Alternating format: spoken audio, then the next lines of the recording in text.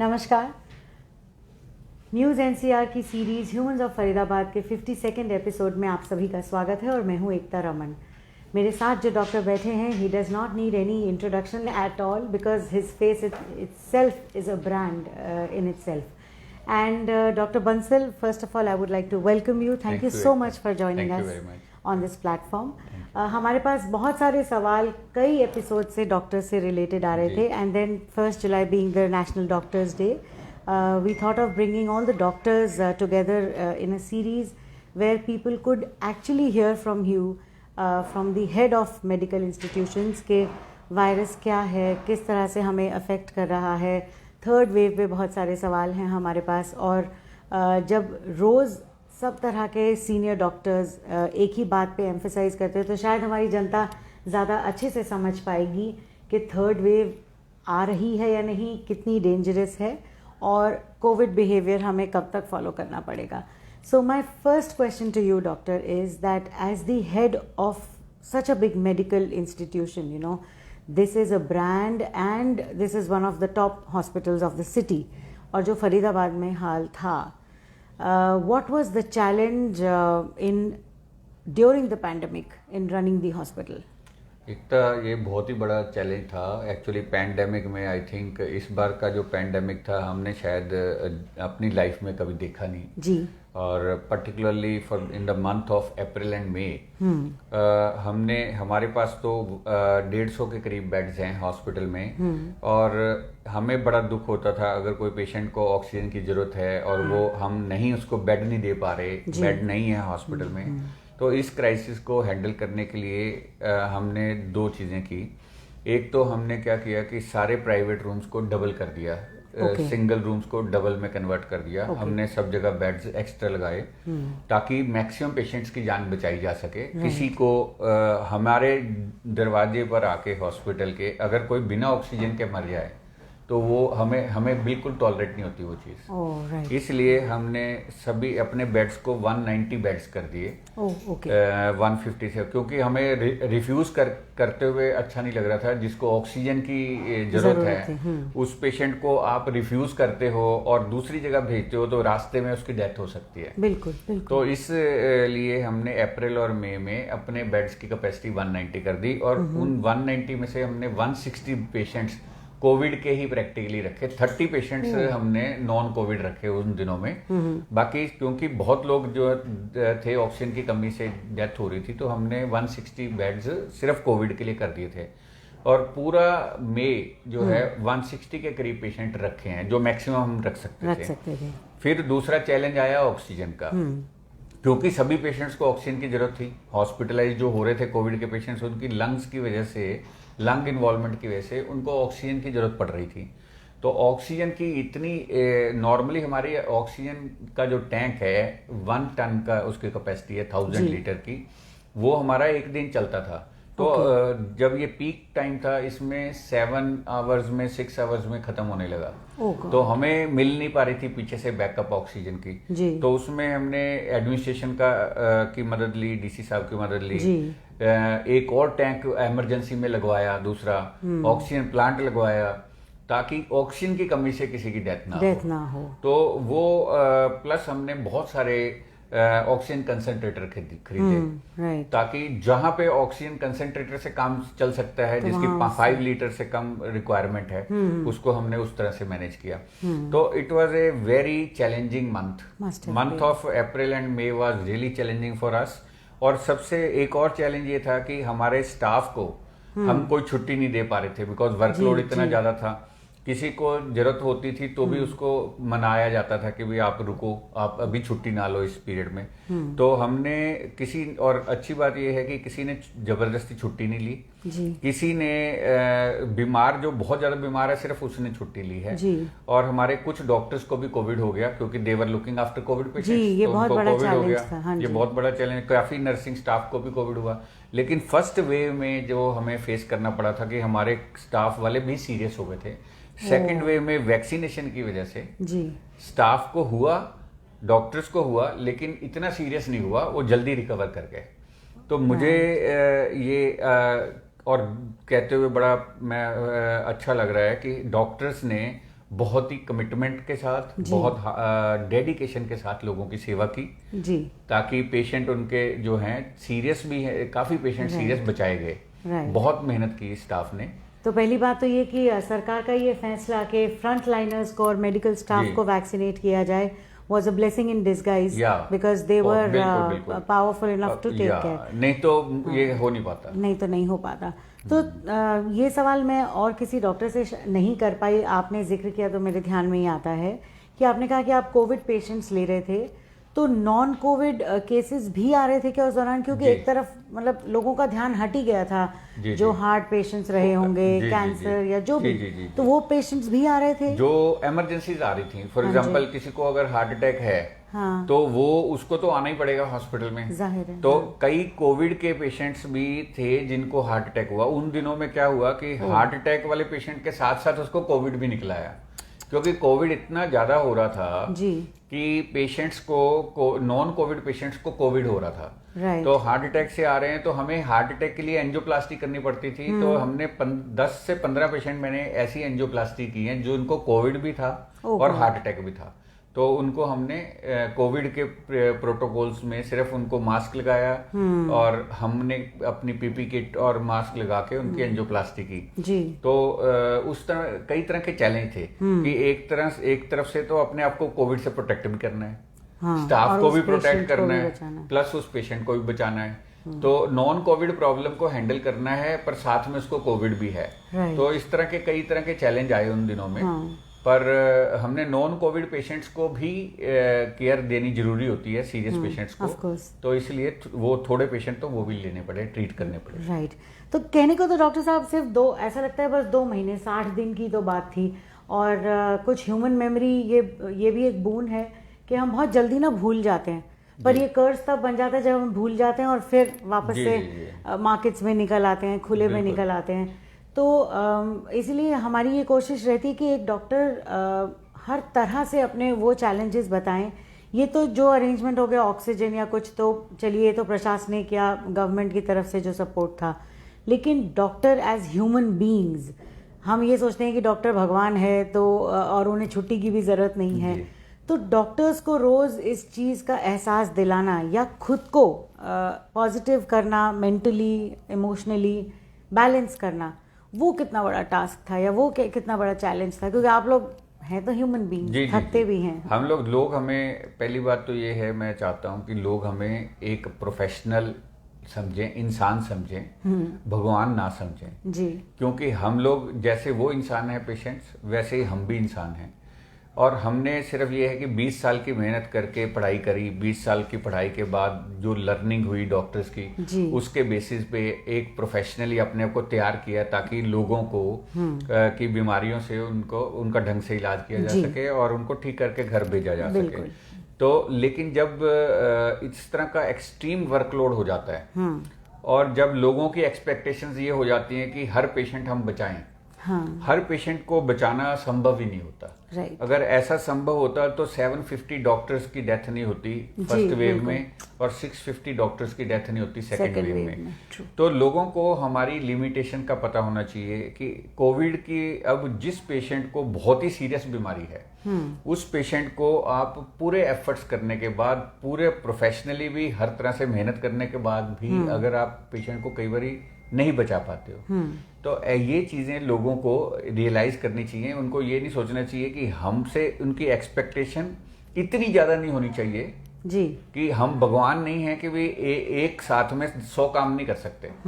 और अगर कोई वायलेंस करता है या डिससेटिस्फाइड होके डॉक्टर्स के ऊपर अटैक करता है, तो उसमें प्रॉब्लम क्या होता है कि सारा हॉस्पिटल डिस्टर्ब होता है। उनका तो एक पेशेंट है, डॉक्टर के ऊपर 100 पेशेंट्स की जिम्मेवारी है। बिल्कुल, और उससे ज्यादा तो एक पेशेंट अगर डिस्टर्ब करता है तो वो 99 दूसरे पेशेंट भी खराब होते हैं। बिल्कुल। तो इसलिए मुझे ऐसा लगता है कि उनको, क्योंकि कोई भी डॉक्टर, अगर डॉक्टर की रेपुटेशन तो उसके काम से जुड़ी हुई है, अगर उसका पेशेंट ठीक होके जाएगा तो ही उसकी रेपुटेशन बनेगी, तो ही उसको आगे पेशेंट आएगा दूसरा। Of course. तो अगर कोई भी डॉक्टर इसलिए कभी नहीं चाहेगा कि मेरा पेशेंट खराब हो या वो बचे ना। हर एक आदमी पूरी कोशिश करता है और इस चीज को रियलाइज करना चाहिए पब्लिक को भी, और डॉक्टर्स को भी कोशिश करनी चाहिए कि जितने लोगों को मैक्सिमम सेटिस्फाई कर सकें, सेटिस्फाई करने की कोशिश करनी चाहिए। होता क्या है, आप पेशेंट सीरियस है, उसके साथ आप मैक्सिमम काम फोकस आपका पेशेंट पे है, जी। तो कई बार कम्युनिकेशन नहीं हो पाती फैमिली से। जी जी। अगर फैमिली से कम्युनिकेशन नहीं हो पाती, अंदर आप सारे सिक पेशेंट्स का केयर भी कर रहे हो, दिन रात लगे भी हुए हो, लेकिन फैमिली को अगर आप कम्युनिकेट नहीं कर पा रहे और फैमिली वाले रियलाइज नहीं कर पा रहे आपकी मेहनत जी, को, जी, तो वहाँ उस गैप की वजह से मुझे लगता है प्रॉब्लम होती है। आप बिल्कुल सही कह रहे हैं। ऐसे डॉक्टर बंसली ने और भी जितने भी डॉक्टर से हमने बातचीत की, उन्होंने यही बताया कि और दिन और सिचुएशंस में क्या होता है, हमें लगता है डॉक्टर अगर हमारी बात सुन ले तो हमारी आधी तकलीफ खत्म हो जाती है, लेकिन कभी कभी इमरजेंसी में, और ये ऐसी आपदा तो किसी ने भी नहीं देखी, 100 साल में किसी ने नहीं देखी, तो ऐसे में लोगों का फर्ज भी बनता है कि वो इस बात को समझें कि इस बार शायद ये अवेलेबल नहीं होंगे हमसे बात करने के लिए, खाली पेशेंट को बचा लें तो। और ये आपने बहुत सही बात कही सर कि एक पेशेंट जो जाता है वो परिवार के लिए प्यारा होता है, लेकिन बाकी 99 डॉक्टर को प्यारे होते हैं। तो जैसे आपके एक कोई रिश्तेदार है डॉक्टर, तो और 99 लोगों को देख रहे हैं, बिल्कुल, बिल्कुल। तो उनके लिए वो उतने ही क्रिटिकल और हमें प्रोफेशनली काम करना पड़ता है। अगर एक पेशेंट के सिक होने से हम अगर डिस्टर्ब इतने ज्यादा हो जाएं कि बाकियों की केयर करनी बंद हो जाए, हम कर ना पाए, तो वो प्रोफेशनली हमारे लिए ठीक नहीं है। राइट। हमें तो अपने आप को प्रोफेशनली मैच्योर रखना है कि एक पेशेंट, हमने सभी सीरियस पेशेंट पे ध्यान ज्यादा देना है, पर अगर एक पेशेंट नहीं बचा तो उसमें हम इतने अपसेट ना हो जाएं कि बाकी पेशेंट्स की केयर करनी छोड़ दें। बिल्कुल बिल्कुल। हम एक व्यक्ति के जाने से परेशान होते हैं, और ध्यान रखिए कि डॉक्टर भगवान नहीं, इंसान हैं। अगर वो दिन में 5-6 लोगों को अपने सामने मरते देख रहे हैं तो ये उनके लिए भी कोई आसान बात नहीं है। ऐसा नहीं है कि उन्हें इस चीज़ की प्रैक्टिस होती है, they are normal human beings, और वो भी कहीं ना कहीं अफेक्ट होते हैं। तो डॉक्टर, अगर हम अब इमोशनल एंगल समझ गए, हम डॉक्टर्स के चैलेंजेस समझ गए, ये जो वायरस है this is basically new for everybody. तो जिनका 25 साल का एक्सपीरियंस है वो, और शायद जो 2 या 3 साल पहले डॉक्टर के प्रोफेशन में आए हैं, वो सब लगभग एक ही प्लेटफॉर्म पे आकर खड़े हो गए, because the virus was very new. So how challenging was it for you to provide data, because based on data daily researches surveys हो रहे हैं, और डेटा के बेसिस पे ही वैक्सीन डेवलपमेंट्स हो रही हैं। तो वो डेटा कैप्चर करना कितना इम्पोर्टेंट था, या कितना बड़ा चैलेंज था आपके लिए?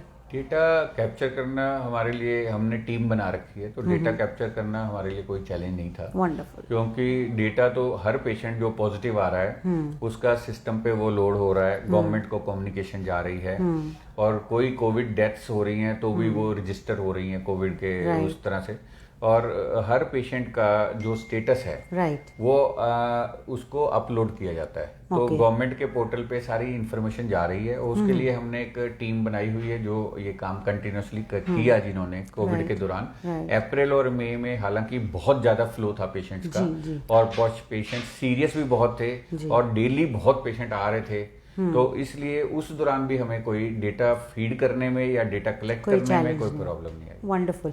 प्रशासन की तरफ से कैसा सपोर्ट रहा आपको, वेदर इट वाज मेडिसिन्स और इंजेक्शंस, या बहुत बड़ा चैलेंज रहा। प्रशासन का सपोर्ट तो रहा, पर जो चीज अवेलेबल नहीं है उसमें प्रशासन भी कुछ नहीं कर पाता। हमें ऑक्सीजन के लिए पर्टिकुलरली प्रशासन से बहुत मदद मिली। हमें जैसे कि मैंने बताया कि हमें ऑक्सीजन की रिक्वायरमेंट इतनी ज्यादा थी, 160 पेशेंट अगर ऑक्सीजन पे हों, उनमें से कई वेंटिलेटर पे, कई CPAP पे, कोई HFNC एक टेक्निक है, उसमें तो बहुत ही ऑक्सीजन कंज्यूम होती है। तो ऑक्सीजन का चैलेंज जो था उसको हमें डिप्टी कमिश्नर डायरेक्टली हमारे साथ टच में थे कि ऑक्सीजन की कमी से कोई पेशेंट की डेथ नहीं होनी चाहिए, तो वो टाइमली हमें डिलीवर होती रही। अगर ऑक्सीजन हमारी जो है 4 घंटे के बाद भी खत्म होने वाली है, तो हम 2-2 घंटे के नोटिस पे हमें मिल रहा था, ऑक्सीजन की सप्लाई आ रही थी, और वो उसमें डिप्टी कमिश्नर डायरेक्टली उसको सुपरवाइज कर रहे थे। तो एक तो ये, दूसरा चैलेंज था ड्रग्स का। ड्रग्स में रेमडेसिविर ड्रग की अवेलेबिलिटी का बहुत बड़ा सीरियस इशू हुआ, फिर टोसिलिजुमैब का बड़ा इशू हुआ, फिर फंगस में ब्लैक फंगस आई, तो ब्लैक फंगस में एम्फोटेरिसिन ड्रग का बहुत बड़ा चैलेंज हुआ। लोगों ने ब्लैक मार्केटिंग बहुत हुई, लोगों ने खरीदी ब्लैक में। लेकिन जो हमें ये लगा कि रेमडेसिविर तो बहुत ज्यादा जरूरी मेडिसिन नहीं थी। तो टोसिलिजुमैब ये पीरियड, क्योंकि पीछे से ही ड्रग नहीं आ रही थी, तो गवर्नमेंट ने कंट्रोल करने की कोशिश की, गवर्नमेंट के थ्रू डिस्ट्रीब्यूट भी हुई, लेकिन क्योंकि अवेलेबिलिटी कम थी Right. सप्लाई बहुत ही कम थी, डिमांड बहुत ज्यादा थी, तो इसलिए सब पेशेंट्स को नहीं मिल और पाई। कुछ हाइप्ड अप भी थी, इतनी रिक्वायरमेंट नहीं थी। नहीं, रेमडेसिविर की उतनी रिक्वायरमेंट नहीं थी, क्योंकि लोग डेस्परेट थे, पेशेंट बहुत सीरियस थे, तो उनको लगता था कि शायद इस जो चीज नहीं मिल रही उसकी क्रेज और ज्यादा हो जाती है। जी जी। कि लोगों को लगा कि शायद ये मिल जाए, एक भी इंजेक्शन मिल जाए तो मेरा पेशेंट ठीक हो बच जाएगा। जाएगा, हाँ। तो उस वजह से काफी ब्लैक मार्केटिंग हुई। अदरवाइज इतनी ज्यादा जरूरत नहीं थी रेमडेसिविर की। टॉसिलिजुमैब का तो बेनिफिट है, जो पेशेंट बहुत सिक होता है वो भी गवर्नमेंट कंट्रोल्ड वे में मिल रही थी गवर्नमेंट से। तो हमें सपोर्ट गवर्नमेंट की रही, पर थोड़ा सा because of the gap between demand and supply challenge रहा उस पीरियड में दवाइयों को लेकर। बहुत से केसेस हमारे सामने भी ऐसे आए जहां लोग ऑलरेडी न्यूज़ पढ़ के नेगेटिव हुए हुए थे, and then thanks to Google की वो ऑलरेडी अपने लेवल की रिसर्च करके आ रहे थे। और तीसरा ये कि उन्होंने डॉक्टर्स को प्रेशराइज करने की कोशिश करी, लोगों ने या रिश्तेदारों ने, अटेंडेंट्स ने, कि आप ये रेकमेंड कीजिए, लिख के दीजिए कि ये चाहिए ही है। तो ऐसे केस में डॉक्टर्स ने कैसे हैंडल किया उस चीज़ को, क्योंकि doctors were not willing but patients का थक्का नहीं, वो तो पेशेंट को अगर आप एज ए डॉक्टर समझा देते हो तो कोई चैलेंज नहीं आता। पेशेंट को अगर हम कहते हैं इस मेडिसिन की जरूरत नहीं है तो वो डेस्परेट नहीं होता। जब अगर आप डॉक्टर को लग रहा है कि ये मेडिसिन चाहिए और बाई चांस वो मेडिसिन अवेलेबल नहीं होती, तब इशू क्रिएट होता है। अगर पेशेंट गूगल में से देख के आएगा, उसको अगर जरूरत नहीं है, तो अगर आपके ऊपर यूजुअली पेशेंट्स को 99% पेशेंट्स को अपने डॉक्टर पे फेथ होता है। तो वो जब डॉक्टर उनको बता देता है कि आपके पेशेंट को इस दवाई की जरूरत नहीं है, तो फिर प्रॉब्लम इतनी नहीं आती है। पर ये चैलेंज रिश्तेदारों और अटेंडेंट्स की तरफ से रहा। उनकी तरफ से ज्यादा था, क्योंकि वो सारे पैनिक मोड में आ गए थे। पैनिक मोड में थे, उनको लगा कि ये दवाई इतनी, जिस चीज की शॉर्टेज होती है वो न्यूज बन जाती है। वो न्यूज सुन के लोग आ रहे थे। जी, तो उनको लग रहा था हमारे पेशेंट को इस दवाई की जरूरत तो नहीं है, आप हमें लिख के दे दो, आपके पास नहीं है तो हम कहीं से भी लाएंगे। तो उस तरह का लोगों के मन में डर था, तो उस तरह का डर की वजह से लोग इस तरह से रिएक्ट कर रहे थे, तो उनको समझाने की जरूरत पड़ती थी। राइट। अच्छा, ये भी रहा कि नॉन ऑक्सीजन वाले जो पेशेंट्स हैं उनको डॉक्टर्स यही एजुकेट कर रहे थे कि आपको हॉस्पिटल में एडमिट होने की ज़रूरत नहीं है, और आप किसी तरह से मतलब एक्सरसाइजेज, प्रोनिंग या ब्रीदिंग एक्सरसाइजेज से भी खुद को संभाल सकते हैं। तो इसके लिए आपने कोई अलग टीम सेटअप की हुई थी, या लोग आप तक पहुंच पा रहे थे क्योंकि उनको लगा होगा कि हॉस्पिटल चलो और सब ठीक हो जाएगा? नहीं, उसके लिए ऐसा था कि जो पेशेंट्स सिर्फ जैसे पैनिक इतना था कि जिसको कोविड की इन्फेक्शन डिटेक्ट हो गई जी, तो वो एकदम पैनिक में आके हॉस्पिटल आके कहते थे कि हमें बेड दे दो, हमें एडमिट कर लो। तो हम कहते थे कि आपको ऑक्सीजन की जिसको जरूरत है सिर्फ उसी को एडमिट किया जाएगा, बाकी लोगों को डरने की कोई जरूरत नहीं है। उनकी हम काउंसलिंग के लिए, हमारे पास 4 रेस्पिरेटरी के डॉक्टर थे जो ओपीडी में, उनको काउंसिल करते थे, समझाते थे, उनके टच में रहते थे, वर्चुअली उनसे बाद में कंसल्टेशन देते थे उनको, वर्चुअल कंसल्टेशन ऑन व्हाट्सएप। तो इस तरह से काफी लोगों को हैंडल किया गया है। ताकि जो पेशेंट्स अननेसेसरली पैनिक में हैं, जिनको हॉस्पिटलाइजेशन की जरूरत नहीं है, उनको घर पे मैनेज किया जा सके। और जिनको ऐसी टेक्निक्स यूज करने थे कि वो फिजियोथेरेपी या बैक पे उनको ऐसे पैट करना और फिजियोथेरेपी वगैरह इस तरह की, तो इसके भी नॉलेज उनको थ्रू कंसल्टेशन दी गई, या उसके लिए उनको हॉस्पिटल? नहीं, उसको कंसल्टेशन के थ्रू दी गई। जिनको ऑक्सीजन की रिक्वायरमेंट नहीं थी उनको हॉस्पिटलाइज किया ही नहीं है कि वो यहाँ पर आए ही। क्योंकि अगर आप बेड को ऑक्यूपाई कर दोगे उस पेशेंट के से जिसको चाहिए नहीं बेड, जो घर पे भी ठीक हो सकता है, तो आप you are denying the right of survival to some other person. तो आप जिस पेशेंट को ऑक्सीजन की जरूरत है उसको बेड नहीं मिलेगा फिर, अगर दूसरे ने ऑक्यूपाई किया हुआ है तो। तो उनके लिए फिर हमने उनको समझा के घर, very tough call to take. Okay, so apart from this, what was the general approach of people towards getting themselves tested? क्योंकि इनिशियली लोग टेस्टिंग भी नहीं करवाना चाहते थे। Only when the cases started rising, so people got more aware of it, and अजीब सा again panic हो गया। तो टेस्टिंग के प्रति जनरली लोगों की क्या अप्रोच थी? और हमें ये भी बताइए कि वैक्सीनेशन को लेके how did you make people aware that it is देखो इम्पोर्टेंट? उस दौरान तो इतना लोगों को, क्योंकि हर घर में कोविड हो रहा था, जी। हर किसी के रिश्तेदार या दोस्त को हो रहा था, तो उससे लोगों को अवेयरनेस अपने आप इतनी आ गई थी कि लोग देवर कमिंग फॉरवर्ड कि मेरे को बुखार है, मेरा कोविड टेस्ट कर लो। हाँ, तो मेरे को गला खराब हो रहा है, मेरे को खांसी है, मेरा कोविड करो। तो उस समय तो लोग काफी टेस्ट करा रहे थे, क्योंकि every fever was coming out to be COVID. उस समय तो हर पेशेंट को कोविड ही निकल रहा था।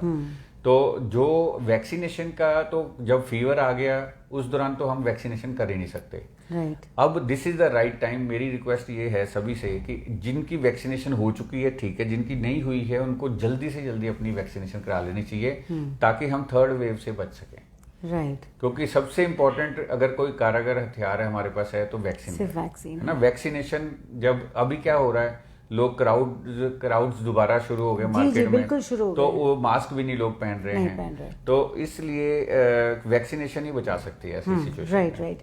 सो when it comes to vaccination and then COVID appropriate behaviour की जब हम बात करते हैं, तो will the third wave affect grown ups also, और is it only going to affect below 18? नहीं, it is going to affect the same way जैसे सेकेंड वेव में सारे एज ग्रुप्स के लोग अफेक्ट हुए हैं। तो उसी तरह से बच्चों में कम अफेक्ट हुए बच्चे, पर young adolescents and young children, मतलब यंग एडल्ट्स, वो काफी अफेक्ट हुए हैं। हाँ, जो second 20, wave was very second bad. Wave was very bad. 20 की एज के बाद के लोग अफेक्ट हुए, 30 के एज के बाद के काफी लोगों की डेथ भी हुई। जी हुई है। तो इसलिए 30 से 40 में बहुत अफेक्ट हुए। तो इसी तरह से मुझे लगता है थर्ड वेव भी स्पेक्ट्रम, सब all spectrum of people from 20 और even below 20 and up to the age of 100, और जब तक at any age anybody can get COVID infection. Yeah, basically immunity पे डिपेंड करेगा। right. अगर वैक्सीनेशन हुई है तो चांसेस कम है। ओके। बहुत अगर हो भी जाएगी इन्फेक्शन तो माइल्ड होगी। जैसा कि सेकेंड वेव में बुजुर्गों पे इम्पैक्ट कम रहा। कम नहीं, बुजुर्गों पे भी हुआ, जो काफी बुजुर्गों की भी डेथ हुई है। कोमॉर्बिडिटी वाले लोग जो थे उनको भी हुआ, यंग वालों को भी। इस बार क्या सेकेंड वेव में यंग पीपल जो है वो फोकस रहे, क्योंकि उनकी डेथ्स हुई यंग लोगों की, एल्डरली की भी हुई, मिडिल एज की भी हुई। थर्ड वेव में भी same way it will happen. So anybody who's not vaccinated is definitely susceptible। हाँ, बिल्कुल उसको तो उसका ऐसा कुछ नहीं है कि वो, और ऐसा नहीं है कि बच्चों को होगा, सभी को होगा। Right. Do you have a question? Pratap ji, हाँ जी। अंकुर शरण है, ये पूछ रहे हैं कि third wave how it's defined as people are taking casual behaviour. देखो थर्ड वेव जो आप, इनकी अंकुर की बात बड़ी अच्छी है। मैं तो बिल्कुल ये रियलाइज करता हूँ कि लोग अभी अप्रैल मई अभी गया ही है, हाँ जी, और इतनी क्राइसिस देखने के बाद लोग बड़ी जल्दी भूल गए जी। और उसके बाद लोगों का जो कोविड अप्रोप्रिएट बिहेवियर जो रहा नहीं, और लोगों ने मास्क पहनने बंद कर दिए, क्राउडेड प्लेसेस में इकट्ठे होना शुरू कर दिया है। आप कहीं चले जाओ, हिल स्टेशंस पे बुरा हाल हो गया है, सारे हिल स्टेशंस फुल हैं, वहाँ के होटल्स फुल हैं। तो उस तरह से ऐसा लगता है लोग भूल गए, जैसे अभी 2 महीने में ही, 1 महीने में, रादर 1 महीना हुआ है, 1 महीने में लोग भूल गए कि कितना क्राइसिस हमने फेस किया था। अगर, और अभी तो बहुत बड़ी पॉपुलेशन वैक्सीनेट होनी बाकी है। अगर ऐसा ही हमारी पॉपुलेशन ने, हमारे लोगों ने ऐसे ही बिहेव किया तो थर्ड वेव हमें फेस करनी पड़ सकती है। और third wave we don't know how bad it will be, क्योंकि वायरस जो स्ट्रेन है उसका, वायरस नॉर्मली ज़्यादा विरुलेंट होता रहता है, ज़्यादा कंटेजियस होता रहता है, तो ज़्यादा डेडली हो सकती है थर्ड वेव। तो मतलब वायरस और तैयार होकर आ रहा है। बिल्कुल बिल्कुल। तो इसलिए हमें, मुझे लगता है कि अंकुर जी की बात बड़ी सीरियस है, और बड़ी इस पे हमें लोगों को मोटिवेट करना है कि वो पिछली अभी 1 मंथ पहले की स्टोरी को भूलें ना, और अपना कोविड अप्रोप्रिएट बिहेवियर अडॉप्ट करें, और उसको कम से कम जब तक सारी पॉपुलेशन या 80% ऑफ द पॉपुलेशन जब तक वैक्सीनेट नहीं हो जाती, तब तक के लिए मास्क लगाने के, जब भी क्राउडेड प्लेस में जाना है, नई जगह पे जाना है, मास्क लगाना है, और प्रॉपर मास्क लगाना है जिसमें माउथ एंड नोज दोनों अच्छे से कवर्ड हो। डॉक्टर करुणापाल गुप्ता हैं, इनका सवाल है कि based on the sero surveillance data what is your take on herd immunity? Herd immunity, मुझे ऐसा लगता है कि अभी तो हर्ड इम्यूनिटी, बिकॉज काफ़ी बड़ी पॉपुलेशन जो है वो अफेक्ट हुई थी सेकेंड वेव में, और हर्ड इम्यूनिटी, लेकिन प्रॉब्लम ये, हर्ड इम्यूनिटी इस समय तो है, काफ़ी हद तक है, इसीलिए ये डिक्लाइन आया है। कोविड जो कंट्रोल हुआ है वो उसमें मेजर रोल जो है वो हर्ड इम्यूनिटी का है, क्योंकि हर्ड इम्यूनिटी दो तरह से डेवलप होती है। एक होती है नेचुरल इन्फेक्शन से, दूसरी होती है वैक्सीनेशन से। तो काफ़ी पॉपुलेशन वैक्सीनेट भी हुई है, काफ़ियों को नेचुरल इन्फेक्शन भी हो चुका है, कईयों को एसिम्टोमेटिक इन्फेक्शन हो चुका है, यानी कि उनको पता ही नहीं है कि उनको इन्फेक्शन हुआ है जी। लेकिन वो सीरो पॉजिटिविटी से ही पता चलता है, एंटीबॉडी लेवल चेक करके। तो उस तरह से हर्ड इम्यूनिटी है। पर अनफॉर्चुनेटली जो हर्ड इम्यूनिटी है कोविड के अंदर, ये 3-4 महीने के बाद डिक्लाइन हो जाती है, बिकॉज एंटीबॉडी लेवल गिर जाता है। नेचुरल इन्फेक्शन का एंटीबॉडी लेवल तो 3-4 महीने में इतना कम हो जाता है कि then you become susceptible to reinfection again. तो इसलिए वैक्सीनेशन की जो इम्यूनिटी है वो उम्मीद है कि 1 साल कम से कम चलेगी। तो वैक्सीनेशन से ही जो लॉन्ग टर्म हर्ड इम्यूनिटी आएगी वो वैक्सीनेशन से आएगी। सर, ये प्रमोद मनोचा है, इनका सवाल है कि what kind of long Covid impact will be seen in future. Long Covid जो 3 महीने से ज़्यादा, अगर कोविड के इन्फेक्शन होने के बाद 3 महीने से भी ज़्यादा अगर कोविड का इफेक्ट रहता है किसी की बॉडी में, उसको हम लॉन्ग कोविड सिंड्रोम या क्रोनिक कोविड कहते हैं। तो वो सभी को नहीं होता, कुछ % लोगों को होता है, और उसमें फिर CRP और ESR लेवल चेक करा के हम देखते हैं उसमें है। तो कईयों को हमें स्मॉल डोज ऑफ स्टीरॉयड लंबे टाइम तक देने पड़ते हैं। जिनको लॉन्ग कोविड होता है उनको स्मॉल डोज ऑफ स्टीरॉयड थोड़े से टाइम तक देनी पड़ती है ठीक रखने के लिए। उनको अपने डॉक्टर के टच में रहना जरूरी है। तो यानी उनकी रिपोर्ट नेगेटिव नहीं आती तब तक? जो लॉन्ग कोविड में रिपोर्ट नेगेटिव हो तो भी लॉन्ग कोविड हो सकता है, क्योंकि होता क्या है कि लॉन्ग कोविड में क्या होता है कि पेशेंट को अगर इन्फेक्शन ठीक हो गई, नेगेटिव भी हो गए, लेकिन उनके बॉडी के अंदर क्या होता है, वायरस तो कंट्रोल में आ गया जी, लेकिन उसकी वजह से जो इन्फ्लेमेशन का प्रोसेस शुरू हो गया बॉडी में, जो बॉडी का रिएक्शन है, साइटोकाइन रिलीज है, वो साइटोकाइन से उनके बॉडी में जो इन्फ्लेमेशन क्रिएट हो गई लंग्स में या बाकी पार्ट्स में बॉडी के, तो वो इन्फ्लेमेशन खत्म नहीं होती, सेटल नहीं होती, वो it continuous over a very very long period. तो पेशेंट को ठीक होने के बावजूद भी एक्सट्रीम वीकनेस, फटीगेबिलिटी, टायर्डनेस, ब्रेथलेसनेस, फिर किसी को मान लो स्ट्रोक हो गया, पैरालिसिस हो गया, उसका इफेक्ट बहुत लंबा चलेगा, किसी को हार्ट वीक हो गया तो उसका बहुत लंबा इफेक्ट चलेगा। तो इस तरह से कुछ ना कुछ कॉम्प्लिकेशन जो कोविड की होती हैं उसकी वजह से पेशेंट की रिकवरी फुल नहीं हो पाती। इवन बियॉन्ड 3 months कई लोग जो हैं they keep on suffering with breathlessness and tiredness. तो उनका फिर अगर हम देखते हैं इन्फ्लेमेशन अगर हाई है, वो CRP से पता चलता है, CRP टेस्ट से, तो फिर उनको स्मॉल डोज ऑफ स्टीरॉयड देते हैं, ठीक हो जाते हैं फिर वो। यूजुअली हर आदमी का लेवल ऑफ इन्फ्लेमेशन वेरी करता है, इसलिए स्टीरॉयड उसका उसी हिसाब से दिया जाता है, उसी हिसाब से प्रिस्क्राइब किया जाता है। तो यानी पोस्ट कोविड जो हेल्थ चैलेंजेस है, पहले भी ये फर्स्ट वेव के टाइम पे न्यूज़ आई थी, but they were still taken as rumours because एक डेफिनेट इंफॉर्मेशन नहीं थी। So that means post COVID there are going to be other elements, you know, your heart, आपने बताया कि heart and this will, what else will be affected? उसके अलावा देखो kidney, कई लोगों की किडनी अफेक्ट हुई है, कईयों का हार्ट अफेक्ट हुआ है, कईयों का ब्रेन अफेक्ट हुआ है, कईयों का पेनक्रियाज अफेक्ट हुआ है, उनको डायबिटीज हो गई है। अच्छा, हो गई है? जी जी, कोविड के बाद उनको डायबिटीज हो गई। स्टीरॉयड्स की वजह से टेम्परेरीली शुगर बढ़ जाते हैं। जी जी जी। अगर पेनक्रियास पे असर आ जाए कोविड का तो कई बार डायबिटीज हो जाती है, जिसको नहीं थी पहले उसको भी हो जाती है। तो कोविड के लॉन्ग टर्म इफेक्ट्स भी बहुत नेगेटिव हैं। Some people have also complained of hallucinations and mental disorientation या strange behavior. Is that also true? Yeah, that can happen particularly when brain involvement is there. अगर किसी को Covid से एंसेफ्लाइटिस हो गई, इन्फ्लेमेशन ऑफ ब्रेन हो गया, तो उसमें ये सारे फीचर्स आते हैं, जिसमें डिसोरिएंटेशन, कंफ्यूजन जी जी है, आदमी को यही नहीं पता चलता है वो उसको हो क्या रहा है, उसकी थॉट प्रोसेस डिस्टर्ब हो जाती है जी, मेमोरी चली जाती है। ये सारे जो प्रॉब्लम्स तब होते हैं जब ब्रेन की इन्वॉल्वमेंट होती है। So that means multiple parts can be affected post-COVID in any of the waves. AC एक एंजियोटेंसिन कन्वर्टेस एंजाइम रिसेप्टर्स हैं बॉडी में। ओके। जहाँ जहाँ वो हैं, ये वायरस उस रिसेप्टर से टैग होता है। ओके, उस रिसेप्टर्स के थ्रू सेल में एंटर करता है। राइट, तो जहाँ जहाँ लंग्स में मैक्सिमम एसी रिसेप्टर्स हैं, तो इसलिए लंग में इतनी ज़्यादा हो जाती है कोविड। राइट, उसी तरह से किडनी में है, ब्रेन में है, पैंक्रियाज में है, इंटेस्टाइन में है। तो इसलिए ये it can affect many organs, जहाँ भी, क्योंकि हमारी बॉडी में सब जगह पे एसी रिसेप्टर हैं, तो ये वायरस इसलिए सारी बॉडी को अफेक्ट करता है। दैट इज वाई बहुत से फेटल केसेस या डेथ्स जो रिपोर्ट हुए देवर मल्टीपल ऑर्गन फेलियर, और रादर कोविड नेगेटिव होने के बाद काफ़ी डेथ्स होती हैं।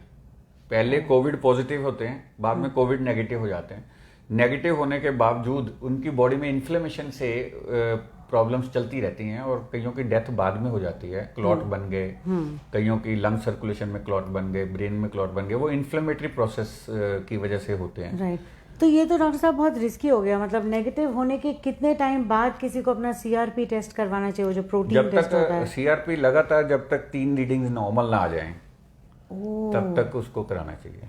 3 readings, this is a very critical information, और अभी तक हमें ये नहीं मिली थी। This is for our viewers to know कि जब तक आपका CRP, the protein test that tells you, हाँ जी, so you need to get your CRP test done at least thrice. आपकी रीडिंग नॉर्मल आनी चाहिए post RTPCR negative. That is when you are sure कि आपको पोस्ट कोविड कोई complication नहीं होगा। हाँ जी, बताओ जी। ये आरजे हैं भावना शर्मा, इनका सवाल है कि regarding post Covid heart care, Covid के बाद दिल का ख्याल कैसे रखें, वो ये पूछना चाहते हैं। हाँ जी, कोविड के बाद पहली बात तो ये कि कोविड में 10% से ज़्यादा लोगों को हार्ट की इन्वॉल्वमेंट नहीं होती।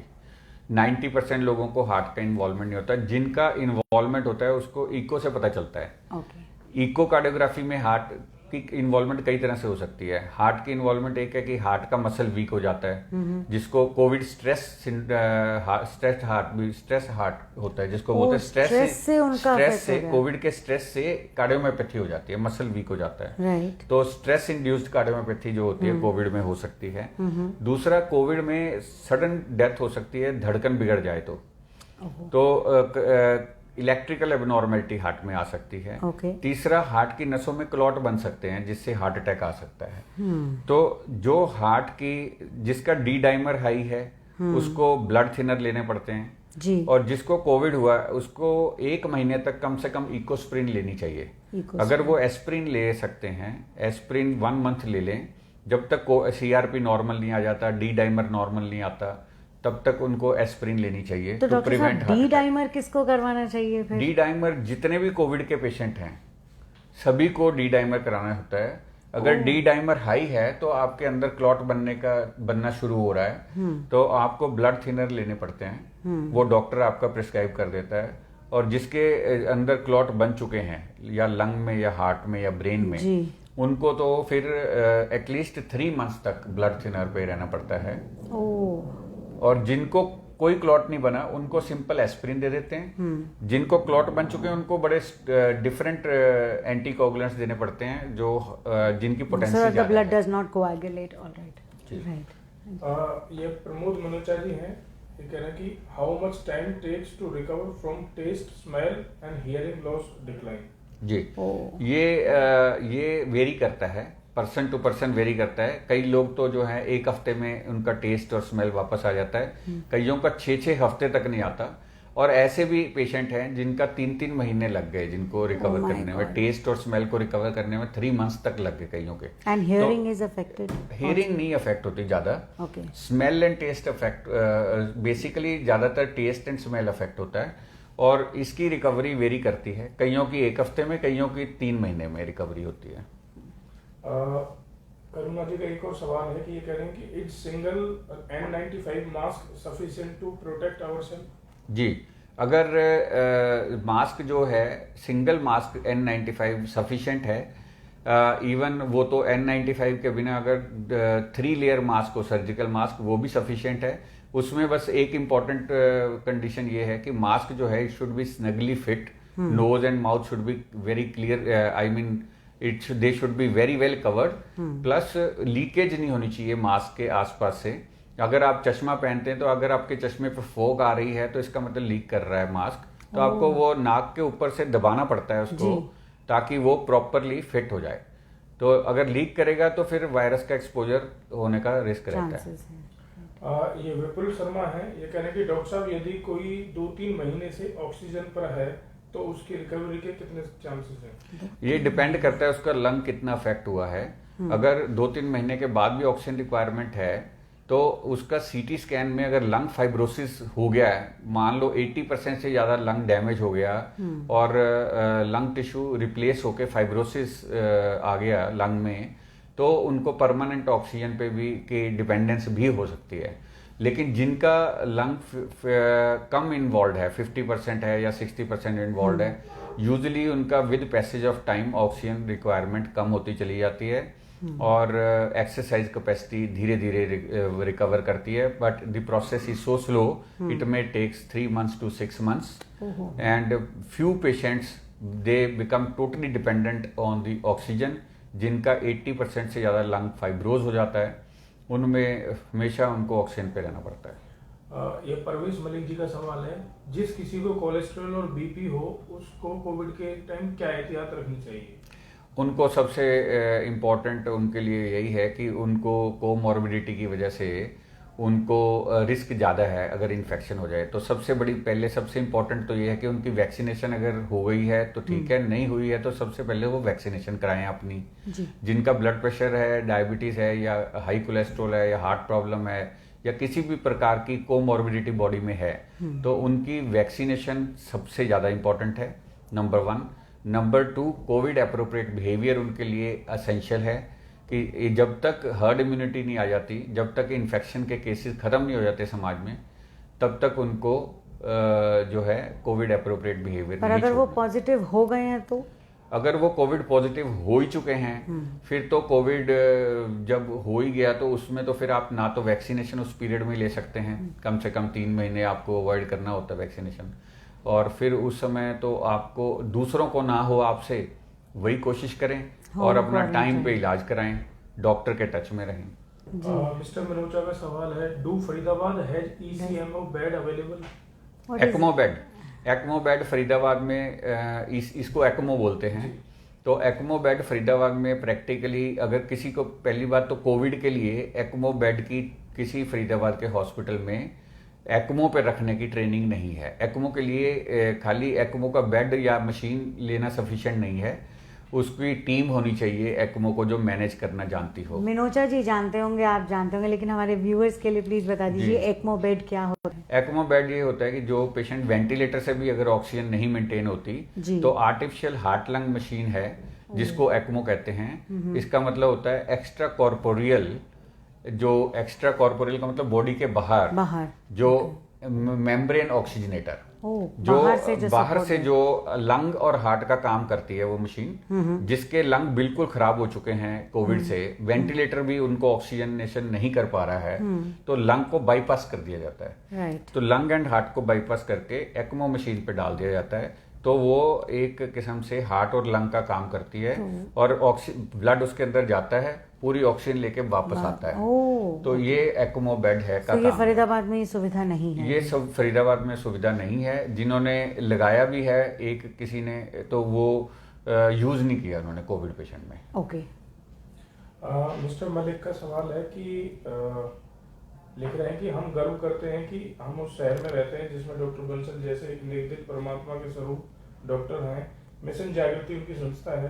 कह रहे हैं कि मिशन जागृति चिकित्सा के क्षेत्र में पिछले 14 सालों से जागरूकता के लिए काम कर रही है। यदि आप हमें मौका दें तो हम एसएसबी हॉस्पिटल के साथ मिलकर काम करना चाहेंगे। जी बिल्कुल, it will B a great pleasure.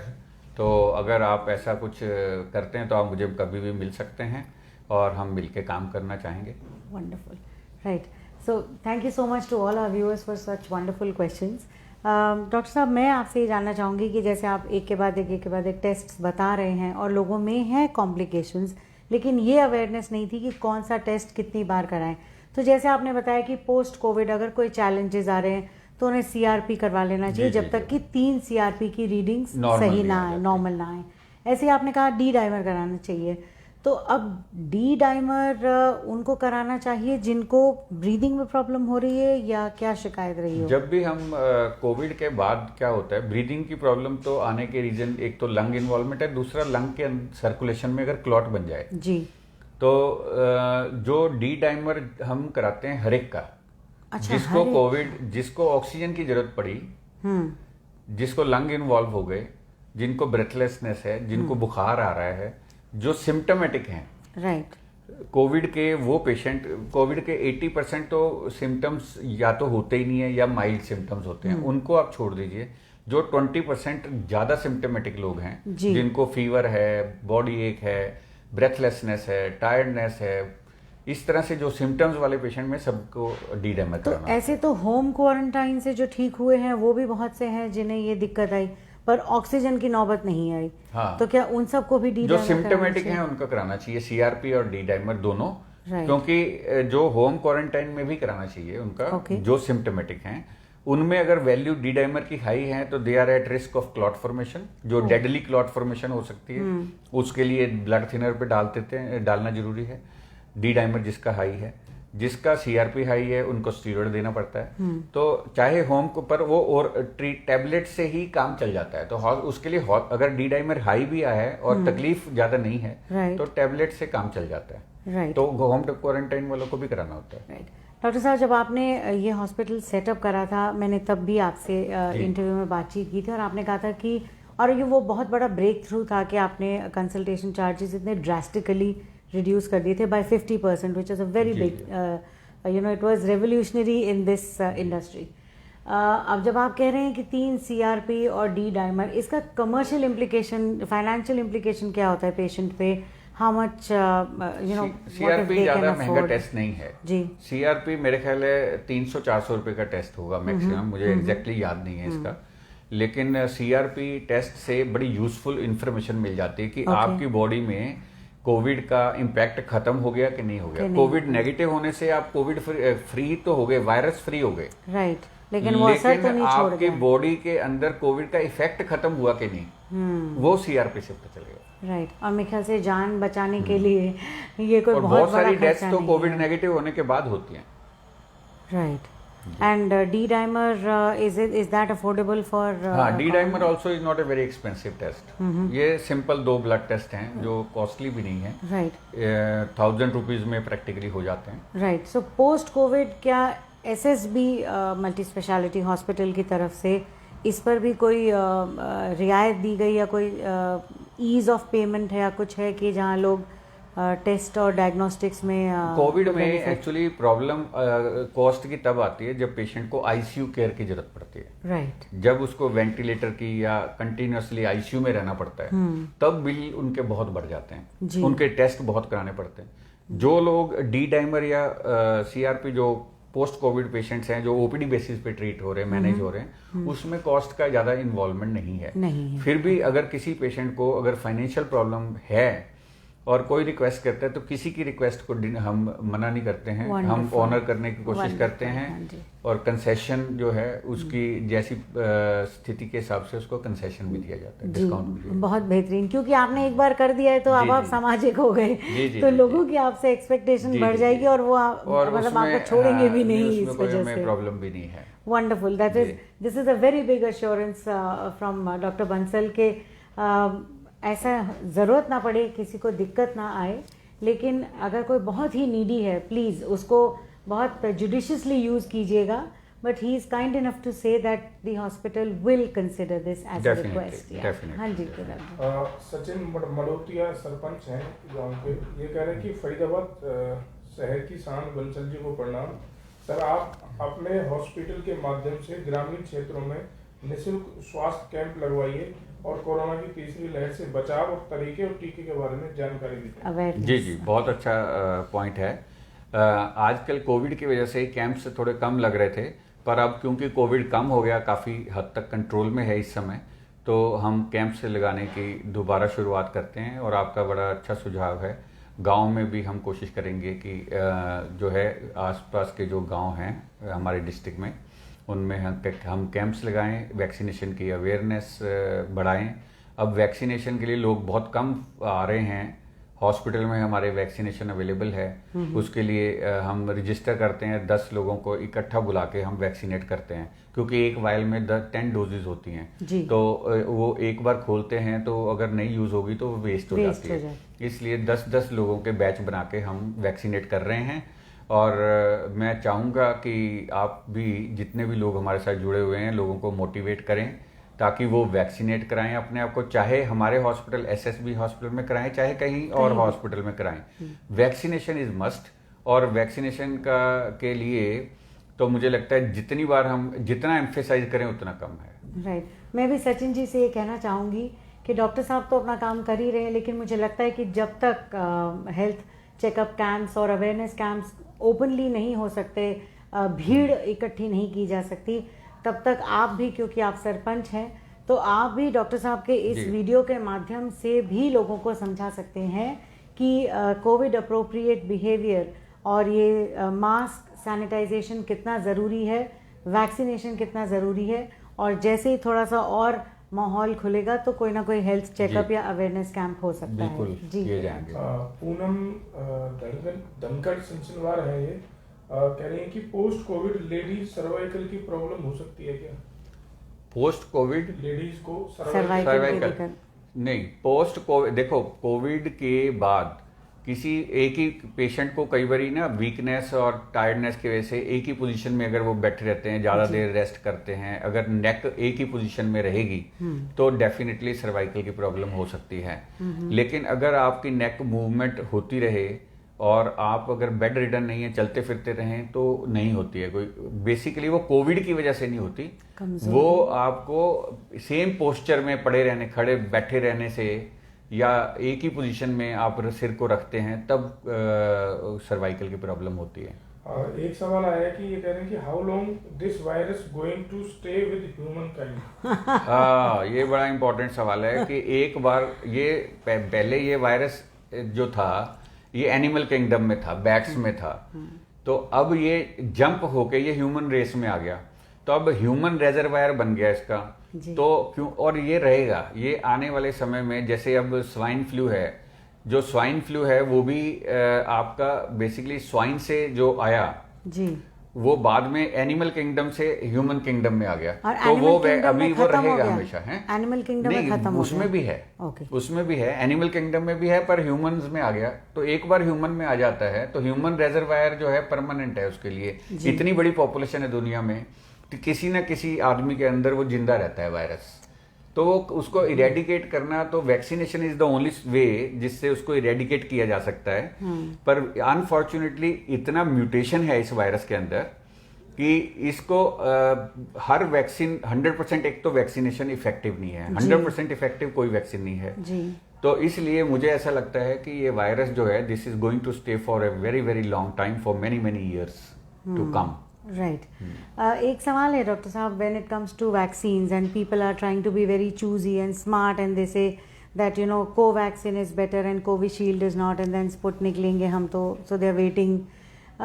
अभी कल ही ये finding है that Covishield patients post COVID recovery there are certain percentage of cases which have felt that Covishield was not that effective in controlling COVID as a virus as much as, अब क्योंकि ये post vaccination जो surveys चल रहे हैं, how true is that on the efficacy? हमने अपने hospital में कम से कम thousands of people have been vaccinated. हमारे हॉस्पिटल का अपना स्टाफ ही जो 800 लोगों का स्टाफ है वो सारे के सारे हमने वैक्सीनेट किए कोविशील्ड से। तो किसी कोविशील्ड से हमारे सारे स्टाफ को इस बार सेकंड वेव में all the doctors and all the nursing staff they got expose to covid, क्योंकि 160 पेशेंट कोविड के हम लेके रहे हमारे पास for at any given time there were about 150-160 और पेशेंट्स। वो तो एडमिटेड थे और जो एडमिटेड थे और ओपीडी में थे, बाहर थे। तो हमारे वैक्सीनेशन कोविशील्ड के वजह से ही हमारा कोई सीरियस नहीं हुआ, डॉक्टर कोई नर्स सीरियस नहीं हुई, जिनको पॉजिटिव भी हुए तो बड़ी जल्दी ठीक हुए। तो मैं तो ये कहूंगा कि कोविशील्ड भी बहुत इफेक्टिव है। और मुझे ऐसा लगता है चाहे कोवैक्सीन है लें आप, चाहे कोविशील्ड लें, चाहे स्पुतनिक लें, all the 3 vaccine are good vaccine, all the 3 are effective. पहली डोज के 3 हफ्ते में इम्यूनिटी आ जाती है जी, और उसके बाद 3 हफ्ते तक अपने आप को प्रोटेक्ट करना बहुत जरूरी होता है जी। उसके बाद 60-70% इम्यूनिटी आ जाती है कोविशील्ड या कोवैक्सीन। फिर सेकंड डोज के बाद इम्यूनिटी और बेटर हो जाती है, 80% 85% तक चली जाती है इम्यूनिटी। राइट। तो तीनों वैक्सीन अच्छी हैं जो इस समय इंडिया में अवेलेबल हैं। जो आपको अवेलेबल है आप वो लगवाएं। राइट। लेट ना करें, जल्दी से जल्दी लगवाएं। एंड पोस्ट सेकेंड डोज भी 2 से 3 महीने अपने आप को ज़्यादा सेफ रखना है जब तक कि इम्यूनिटी पूरी तरह डेवलप नहीं हो हाँ जाए, जी। क्योंकि बहुत से लोग सेकेंड डोज लेते ही बहुत बेबाकी से खुले में निकल जाते हैं विदाउट मास्क और देखो इस तरह से। कभी भी ये वैक्सीन 100% इफेक्टिव नहीं होती।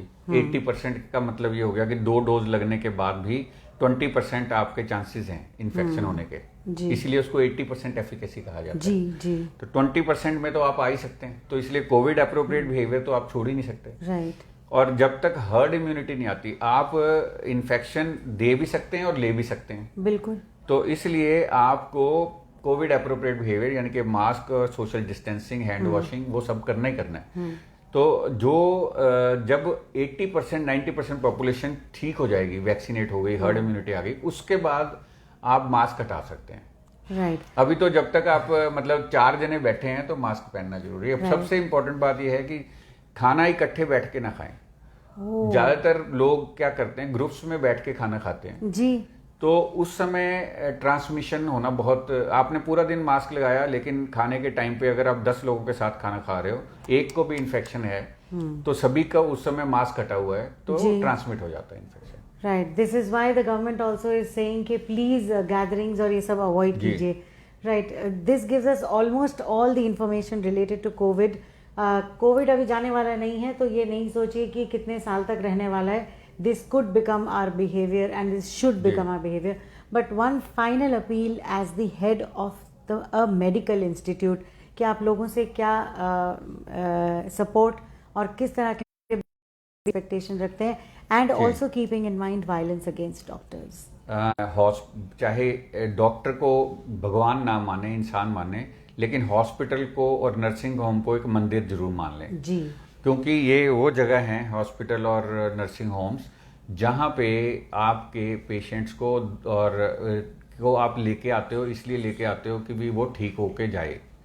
और उस जगह पे जहाँ पे आप कहते भगवान से, बीमार होने के बाद आदमी भगवान को प्रार्थना करता है कि मेरा मरीज ठीक हो जाए, और इन्हीं हॉस्पिटलों में और इन्हीं नर्सिंग होम्स में जहाँ पे पेशेंट ठीक होता है, उन्हीं में अगर आप वायलेंस करते हो, तोड़फोड़ करते हो, तो इससे खराब बात क्या हो सकती है। आप अपने मंदिर को तोड़ रहे हो। जब आप कभी ऐसी कोई फीलिंग आए आपको, तो आप ये जरूर सोचना कि एक मंदिर जहाँ पे इतने मरीज दाखिल हैं जो ठीक हो रहे हैं, तो उसको आप डैमेज कर रहे हो, अपने मंदिर को तोड़ रहे हो आप। तो एक तो ये बात है। दूसरा इम्पॉर्टेंट पॉइंट ये है कि आपका हमेशा, अगर आप डिससेटिस्फाइड हैं, तो मुझे लगता है कि डॉक्टर्स की, हो सकता है हमारे प्रोफेशनल्स में ये कमी रही हो कि आपको प्रॉपरली कम्युनिकेट ना कर पाए हों, ना सेटिस्फाई कर पाए हों।